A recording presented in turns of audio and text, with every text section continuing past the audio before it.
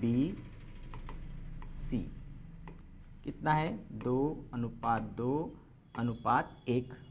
अब उन्होंने डी को साझेदार बनाया, नया साझेदार कौन है डी, और उसको कितने हिस्से के लिए साझेदार बनाया जा रहा है 1/8 हिस्से के लिए। और वो जो अपना 1/8 हिस्सा है वो किससे ले रहा है, वो ले रहा है अपना पूरा का पूरा हिस्सा ए से ले रहा है। तो अब हम क्या निकालेंगे, यहाँ पर नया अनुपात निकालेंगे, बहुत आसानी से निकल जाएगा। नया अनुपात ए का, भाई एक ए से ले रहा है तो ए का कितना हिस्सा है 2/5। अब 2/5 में से वो उसने 1/8 हिस्सा किसको दे दिया, डी को दे दिया, तो -1/8। अब क्या आएगा, आटा पंजे 40, 8 दूनी 16, 5 एकम 5, 16 में से 5 गया तो 11/40। ये ए का नया हिस्सा आ गया। अब बी का कोई चेंज नहीं होगा 2/5, सी का कोई चेंज नहीं होगा 1/5, डी का 1/8 हिस्से के लिए हमने बनाया है। अब भाई थोड़ा समझ में नहीं आ रहा है कि भाई ये 11/40 यहाँ है, भाई ए का हिस्सा 2/5 था, उसमें से 1/8 हिस्सा उसने डी को दे दिया, तो ए के 2/5 में से 1/8 हिस्सा माइनस होने के बाद में उसका हिस्सा कितना बचा 11/40। अब जो रेशो है वो रेशो थोड़ा बोलने में अटपटा लग रहा है कि ये 11/40, ये 2/5, ये 1/5 और ये 1/8, तो अब इनको सबको समान करना पड़ेगा। अब यदि यहाँ 40 है, यदि इनके हर में भी यदि 40 लाना होगा तो एक ऐसी संख्या का गुणा करो कि 40 हो जाए। तो हमने 8 का, तो ये कितना हो जाएगा 8 दूनी 16/40। यहाँ भी 8 का करेंगे, 8 एकम 8/40। यहाँ पर 5 का करेंगे, 5 एकम 5/40। अब जो नया अनुपात है वो हमें बोलने में भी अच्छा लगेगा, लिखने में भी अच्छा लगेगा और देखने में भी अच्छा लगेगा। नया अनुपात ए, बी, सी और डी का कितना है 11/40, 16/40, 8/40 और 5/40। जब हर समान हो तो आप उसको किस टाइप में लिख सकते हो 11, 16, 8 और 5। ये बन गया हमारा नया अनुपात। इन चारों को जोड़ोगे तो 40 आना चाहिए। 8, 5, 13, 6, 19, 20 और 20, 40। ठीक है, चलिए आगे बढ़ते हैं हम अगले क्वेश्चन की तरफ। अगला क्वेश्चन है 16 नंबर का, बहुत बड़ा पेपर है। 3 घंटा यदि आप क्वेश्चन सभी यदि अटेम्प्ट करते हो तो आपको 3 घंटा फुल लगेगा और बहुत आराम से, बहुत मज़ा आएगा आपको करने में। ए और बी 2:1 के अनुपात में लाभ का विभाजन करते हैं। उन्होंने सी को 1 जनवरी 1994 को साझेदारी में इस शर्त पर साझेदार बनाने का निश्चय किया कि वह 30,000 रुपये पूंजी और 9,000 रुपये ख्याति 1/6 भाग के लिए देगा। भाई कोई भी नया साझेदार जब फर्म में प्रवेश करता है तो वो क्या क्या लेकर आता है, एक तो पूंजी लेकर आता है, फिर दूसरा ख्याति लेकर आता है। तो पूंजी कितनी ला रहा है, वह पूंजी ला रहा है 30,000 रुपये और ख्याति की रकम ला रहा है 9,000 रुपये। पूंजी तो उस नए साझेदार के पूंजी खाते में जमा हो जाएगी और ख्याति की जो राशि है वो जो प्रीमियम के रूप में ला रहा है वो राशि जो साझेदार नए साझेदार के लिए त्याग कर रहे हैं उन्हें वो प्रीमियम राशि मिलेगी। तो त्याग अनुपात में उसको बांटेंगे। यह पुनः निश्चय किया गया कि सी द्वारा दी गई ख्याति की राशि पुराने साझेदार उठा लेंगे मतलब वो फर्म में से उसको निकाल लेंगे। तो आवश्यक पंजी प्रविष्टि हमें करना है। तो भाई ए और बी 2:1 में साझेदार हैं। सी को बनाया उन्होंने साझेदार 30,000 और 9,000। तो सबसे पहले तो मैं बता दूं कि यहाँ पहली प्रविष्टि, पंजी प्रविष्टि का मतलब जर्नल एंट्री करना है। तो पहली प्रविष्टि कौन सी होगी, वो पूंजी ला रहा है और ख्याति की रकम ला रहा है। ये दोनों कैश के रूप में ला रहा है। जब व्यापार में रोकड़ आती है तो डेबिट, रोकड़ खाता डेबिट या कैश अकाउंट डेबिट। और किस रूप में आ रही है, सी के पूंजी खाते से और ख्याति के लिए प्रीमियम खाते से, या C's capital account to C's capital account to premium for goodwill account. ये पहली प्रविष्टि हो गई। फिर दूसरी प्रविष्टि में क्या होगा, ख्याति की रकम को उनके त्याग अनुपात में बांटना पड़ेगा। अब उन्होंने सी को कितने हिस्से के लिए साझेदार बनाया, 1/6 हिस्से के लिए साझेदार बनाया। यहाँ पर भी वही कंडीशन कि भाई जब नए साझेदार का हिस्सा दिया गया हो और नया अनुपात के बारे में कुछ भी स्पष्ट संदेश नहीं हो तो उनका जो पुराना अनुपात ही वह त्याग अनुपात मान लिया जाएगा। तो इस 9000 को ए और बी में 2:1 में क्या कर देंगे, हम बांट देंगे। तो कितना आ जाएगा, 3 से तीन दोनों 6,000 और 3,000। ए को मिलेगा 6,000 और बी को मिलेगा 3,000। तो क्या बांटेंगे, दूसरी प्रविष्टि क्या होगी, ख्याति के लिए प्रीमियम खाता डेबिट ए के पूंजी खाते से बी के पूंजी खाते से, या फिर premium for goodwill account debit to A's capital to B's capital. ठीक है। फिर तीसरी प्रविष्टि में क्या होगा कि ये जो प्रीमियम राशि उनके खातों में जमा हुई है उसको वो निकालेंगे। तो क्या होगा, ए का पूंजी खाता डेबिट, बी का पूंजी खाता डेबिट टू कैश अकाउंट, क्योंकि वो नगद निकालेंगे, या फिर A's capital account debit, B's capital account debit to cash account. ठीक है। ऐसे 3 प्रविष्टि हम करने वाले हैं, 30, 9, 2 और 1।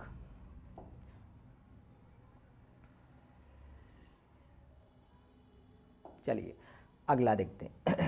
इसी में ए और बी, उनका प्रॉफिट शेयरिंग रेशो कितना है, 2:1। अब उन्होंने सी को साझेदार बनाया, कितने हिस्से के लिए साझेदार बनाया, 1/6 हिस्से के लिए साझेदार बनाया गया। अब हमें नया अनुपात यहाँ कैलकुलेशन करने की ज़रूरत नहीं है। सी कितनी पूंजी लेकर आ रहा है,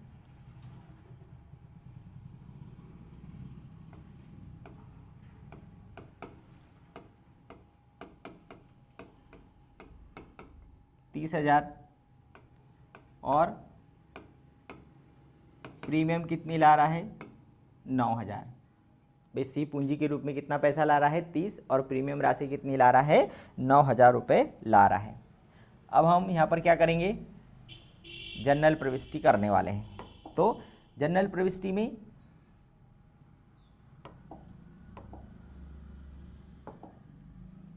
ठीक है, यदि आपको प्रॉपर तरीके से जनरल प्रविष्टि करना है तो हम उसका फॉर्मेट बना लेते हैं।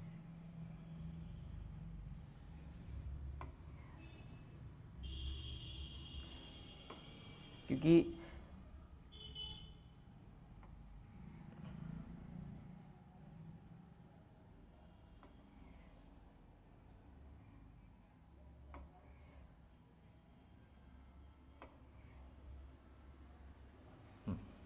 देखिए सबसे पहले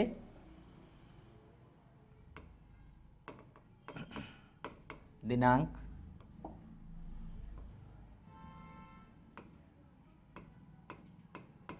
विवरण, फिर एलएफ और डेबिट और क्रेडिट। अब नंबर 1 क्या लेकर आ रहा है वो, रोकड़ खाता डेबिट। रोकड़ आ रही है व्यापार में, किस रूप में आ रही है, सी के पूंजी खाते से और ख्याति के लिए प्रीमियम खाते से। 30,000 रुपये पूंजी लाया और 9,000 रुपये प्रीमियम लाया, टोटल हो गया 39। पूंजी और प्रीमियम नगद लाई गई। पूंजी और प्रीमियम नगद लाई गई किसके द्वारा, सी के द्वारा। अब जो प्रीमियम राशि लाया वो क्या हो जाएगा, यहाँ डेबिट हो जाएगा, ख्याति के लिए प्रीमियम खाता डेबिट। अब ये किसके खाते में जाएगी, ए के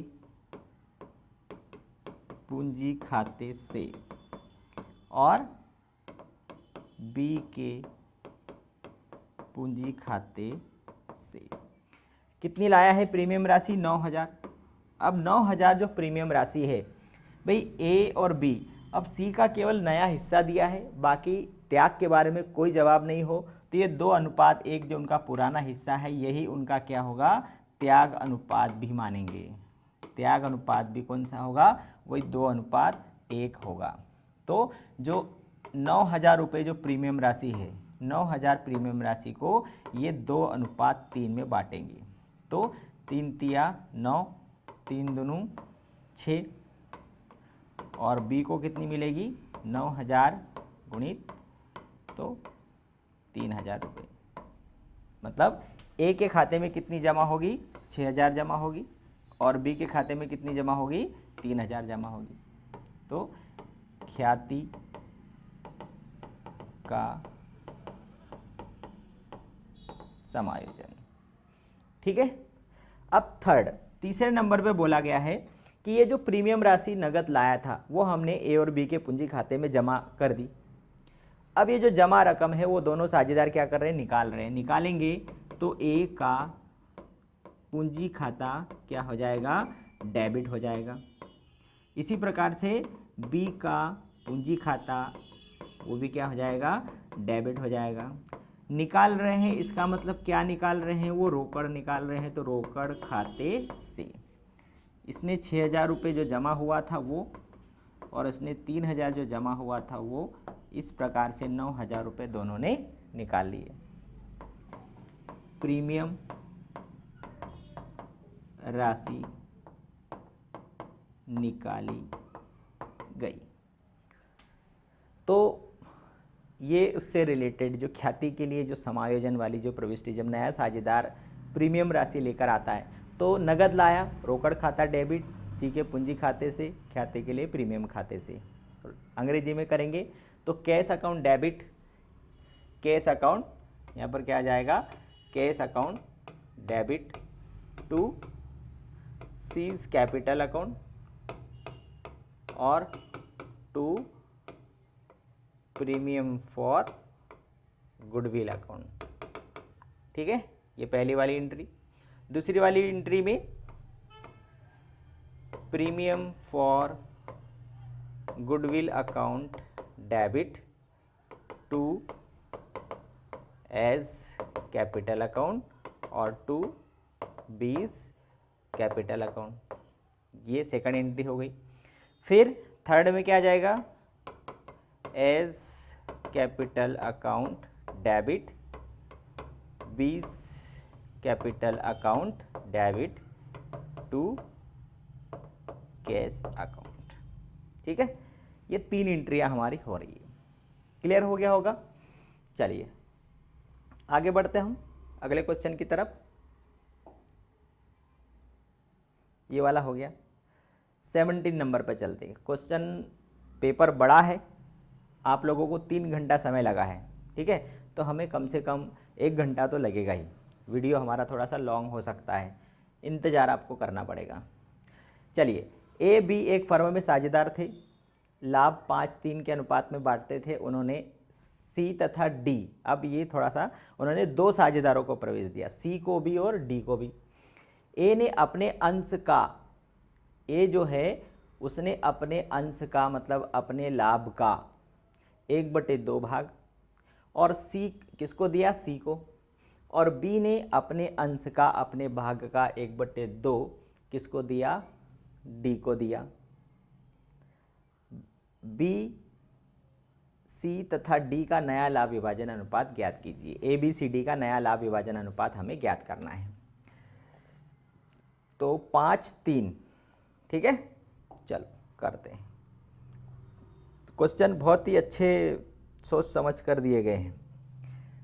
कितने साझेदार हैं? ए और बी, और 5:3 में लाभ का विभाजन करते हैं।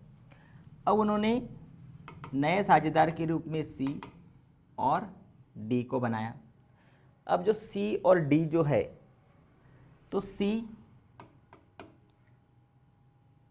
ए से ले रहा है, कितना हिस्सा ले रहा है? वो ए के हिस्से का आधा, मतलब उसके हिस्से का आधा ए से ले रहा है। ठीक है, तो हम यहाँ पर पहले तो हम त्याग ही निकाल लेते हैं, चलो आप लोगों को सीधा समझ में आ जाएगा।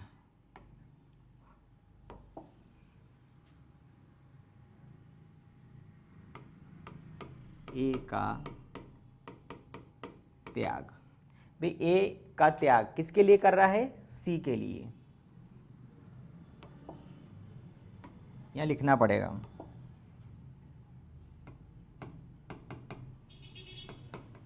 ए का त्याग सी के लिए, तो ए अपने हिस्से का 5/8 का 1/2। इसी प्रकार से बी का त्याग किसके लिए, डी के लिए, 3/8 का 1/2। दोनों अपने अपने हिस्से का आधा, ए अपने हिस्से का आधा सी को दे रहा है और बी अपने हिस्से का आधा डी को दे रहा है। तो कितना दिया, 5 एकम 5, 8 दूनी 16, 3 एकम 3, 8 दूनी 16। ये उनका क्या आ गया, ये उन्होंने त्याग किया, ये उन्होंने क्या किया है, त्याग। अब हम क्या निकालेंगे, नया अनुपात निकालेंगे। तो नया अनुपात का फॉर्मूला क्या है, पुराना अनुपात माइनस त्याग अनुपात। भाई पुराने हिस्से में से, ए के पुराने हिस्से में से उसका त्याग घटा देंगे तो क्या निकल आएगा, नया निकल आएगा। तो ए का पुराना कितना है, 5/8 माइनस उसका जो त्याग है वो कितना है, 5/16। इसी प्रकार से बी का 3/8 और त्याग कितना है, 3/16। इसको हल करेंगे, 8 और 16 का एलसीएम 16 ही आएगा। 8 दूनी 16, 2 पंजे 10, 16 एकम 16, 5, 10 में से 5 चला गया, 5/16। इसका भी 16 ही आया। 8 दूनी 16, 2 तिया 6 और 3, तो 6 में से 3 गया, 3/16। ये नया अनुपात आ रहा है, ठीक है। अब सी का हिस्सा कितना है, तो वही सी को उसने कितना त्याग किया है, 5/16, ये 5/16 सी का। और डी के लिए कितना त्याग किया गया है, 3/16, तो ये 3/16, ठीक है। इसको हम यहाँ पर खींच देते हैं, इसको यहाँ पर खींच देते हैं। अब नया अनुपात तो हमारे सामने आ ही गया। नया अनुपात ए बी सी और डी कितना आया, ए का 5/16, 3/16, फिर 5/16, 3/16। यदि हर समान हो तो 5, 3, 5 और 3, ठीक है। ये आ गया उनका नया अनुपात आ गया। फिर आगे बढ़ते हैं अगले क्वेश्चन की तरफ। उसके अथवा में दिया है कि ए और बी लाभ को 7:3 के अनुपात में विभाजित करते हैं, ठीक है। भी ए और जो बी है 7:3 के अनुपात में लाभ का विभाजन कर रहे हैं।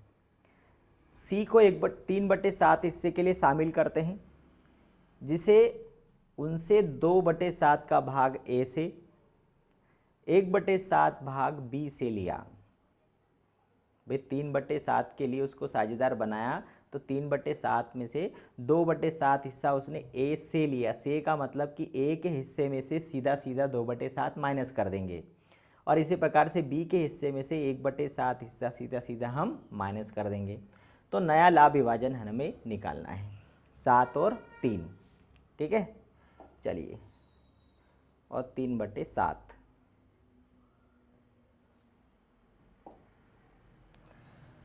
ए और बी किस अनुपात में लाभ बांटते हैं, 7:3। सी को बनाया,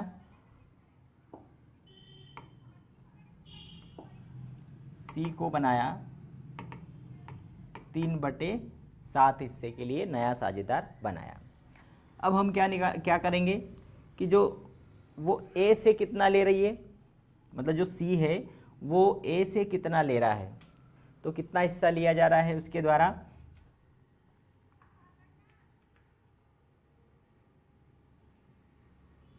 2/7 AC, है ना। तो नया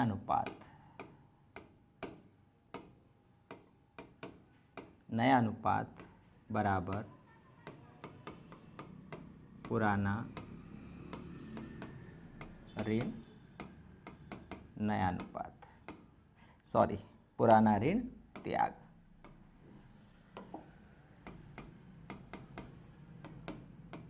अब ए का पुराना कितना है 7/10, और वो सी के लिए कितना त्याग कर रहा है, सी के लिए 2/7 हिस्सा त्याग कर रहा है। इसी प्रकार से बी 3/10 में से 1/7 हिस्सा त्याग कर रहा है। तो 10 और 7 का 70, 7 7 49, 10 दूनी 20, तो कितना आ जाएगा 29/70, 7 या 21, 10, तो कितना आ जाएगा 11/70, और सी का है 3/7, ऊपर नीचे 10 का कर देंगे तो 30/70।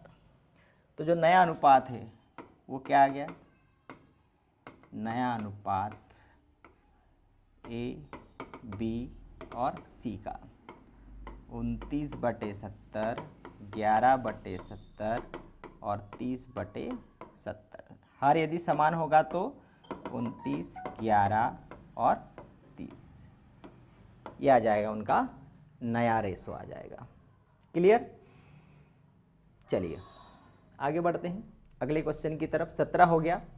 अब 18 नंबर का क्वेश्चन दिया गया है कि एक्स वाई और जेड साझेदार हैं, 2:1 के अनुपात में लाभ बांटते हैं, उनकी पूंजी दी गई है 20, 12 और 8। साझेदारों को पूंजी पर 6% वार्षिक ब्याज दिया जाता है और आहरण पर 5% ब्याज लगाया जाता है। अब यहाँ पर x है, क्या दिया है x को 250 रुपये मासिक वेतन पाने का अधिकार है और y को बिक्री पर 1% कमीशन पाता है। वो वर्ष 7 में 15,000 का लाभ और बिक्री 2 लाख रुपए की हुई। उनके आहरण क्रमशः 5,000, 3,000, 6,500 रुपये के हुए, जिन पर ब्याज क्रमशः 100, 50 और 250 रुपये का था।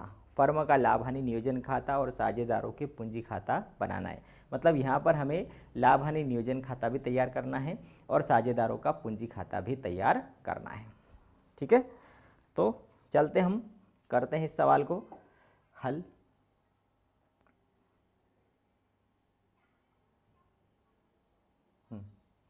तो सबसे पहले हम बनाएंगे यहाँ पर लाभ हानि नियोजन खाता। तो सवाल के लिए मैं मोबाइल ले लूँ, है ना।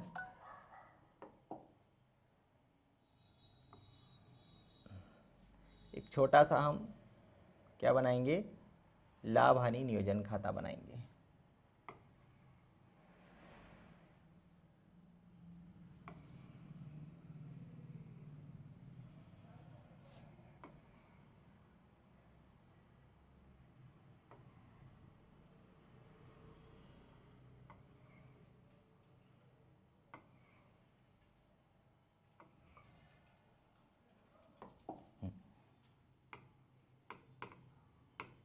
लाभ हानि नियोजन खाता, डेबिट और क्रेडिट, विवरण राशि, विवरण और राशि। सबसे पहले उनको वर्ष के दौरान जो लाभ हुआ है वो लिखेंगे हम। तो उन्हें वर्ष के दौरान कितने रुपए का लाभ हुआ उसको देखा जाएगा। तो वर्ष के दौरान उन्हें लाभ हुआ है 15,000 का, तो यहाँ लिखेंगे शेष लाया गया। और किसका शेष लाए हम, शुद्ध लाभ। तो उन्हें शुद्ध लाभ कितना हुआ, 15,000 रुपये का लाभ हुआ। कौन से नंबर का है, 18। ठीक है, तो 15,000 रुपये का उनको लाभ हुआ। अब इसमें पूंजी पर कितना देना है, 6% ब्याज देना है। तो यहाँ लिखेंगे हम पूंजी पर ब्याज x, y और z। तीनों की पूंजी दी गई है, कितनी कितनी दी गई है, 20, 12 और 8। तो यदि हम यहाँ निकालेंगे पूंजी पर ब्याज, x की पूंजी दी गई है 20, उसका 6%, y की पूंजी दी गई है 12, उसका 6%, और z की पूंजी दी गई है 8000 और उसका 6%। ठीक, ये 2 जीरो से 2 जीरो कट गया, 1200, 12 6 72 और 8 6 48, 1200,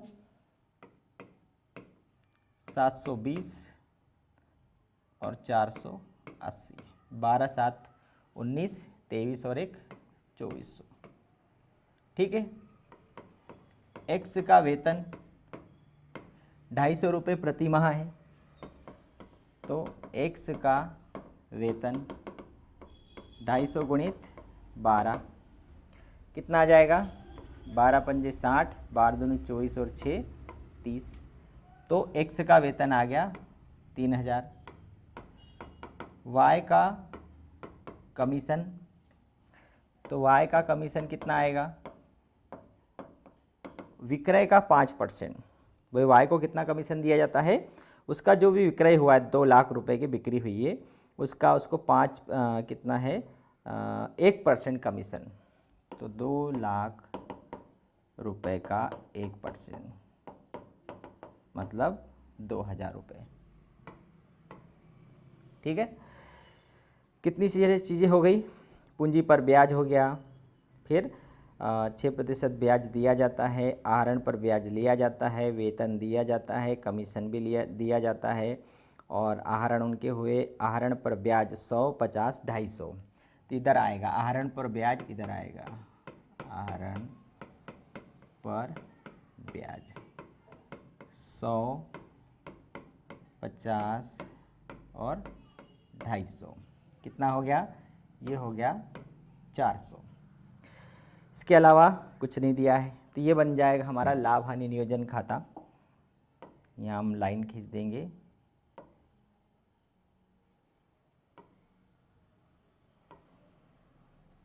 चलिए कितना हो गया, 15,400, इधर भी 15,400।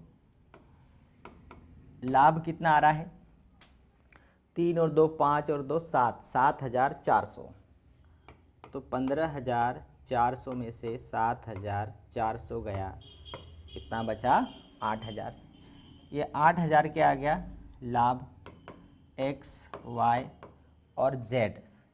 इसमें हम उस लाभ का विभाजन कर देंगे, लाभ का विभाजन। तो लाभ का जो विभाजन है वो कौन से अनुपात में होगा, प्रश्न के अंदर जो उनका प्रॉफिट शेयरिंग रेशो दिया होगा, क्या दिया गया है, बंटवारा पूंजी के अनुपात में करते हैं, और उनकी पूंजी की नहीं सॉरी 2 1 और 1, 2:1:1, 2 1 और 1। तो x को कितना मिलेगा, 8,000 गुणित 2/4, y को 8,000 गुणित 1/4, z को भी वही मिलेगा 8,000 गुणित 1/4, 4 दूनी 8, 2 दूनी 4, 4 2 और 2, ये हमने क्या कर दिया, 4,000, 2,000 और 2,000। तो ये हमारा क्या बन गया, लाभ हानि नियोजन खाता। अब इसी आधार पर हम क्या बनाएंगे, साझेदारों का पूंजी खाता बनाएंगे। तो एक और पेज ले लेते हैं जिसमें हम साझेदारों का क्या बनाएंगे, पूंजी खाता बनाएंगे, और वो थोड़ा सा लंबा बनेगा क्योंकि x y z डेबिट और क्रेडिट दोनों चीज़ें मिलेगी हमें उसमें।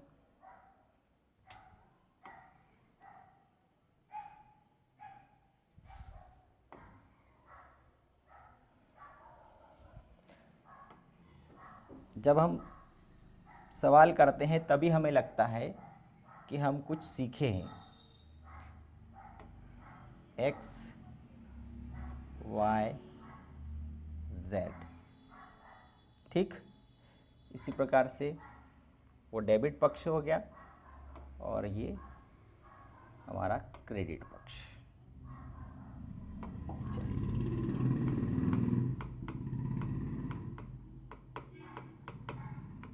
साझेदारों का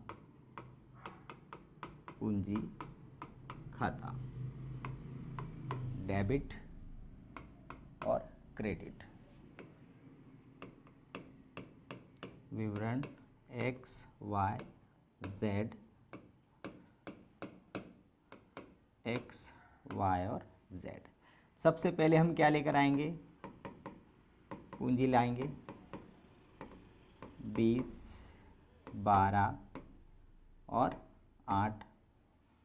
फिर पूंजी पर ब्याज 1200, फिर 720 और 480। फिर वेतन, एक्स को वेतन 3000, कमीशन, वाई को कमीशन 2000, ठीक है। फिर लाभ, अभी जो हमने बांटा 4 दूनी 8, तो 2 दूनी 4, 2 और 2। अब इधर हम लिखेंगे उनके आहरण। कितना आहरण किया गया उनके द्वारा? आहरण और आहरण पर ब्याज, ये दोनों चीज़ें कहाँ लिखी जाती है? डेबिट साइड लिखी जाती है। तो आहरण उनके द्वारा किए गए हैं 5, 3 और 65। 5, 3 और 65।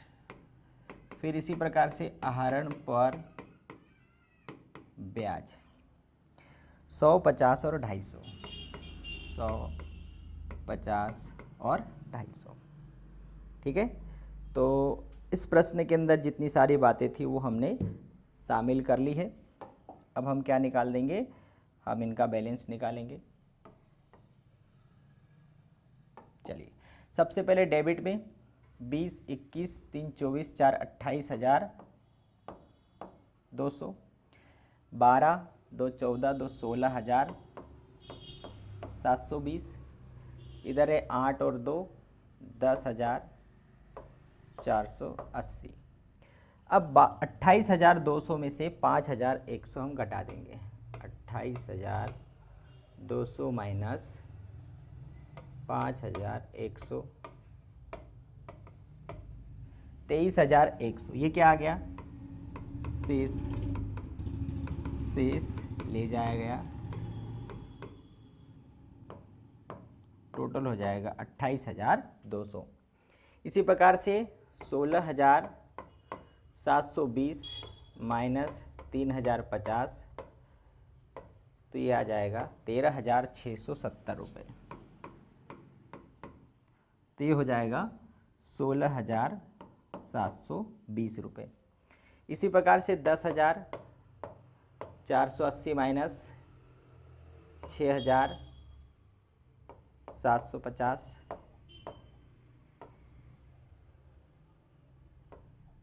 3,730 रुपये। तो 10,480, ठीक। ये बन गया हमारा पूंजी।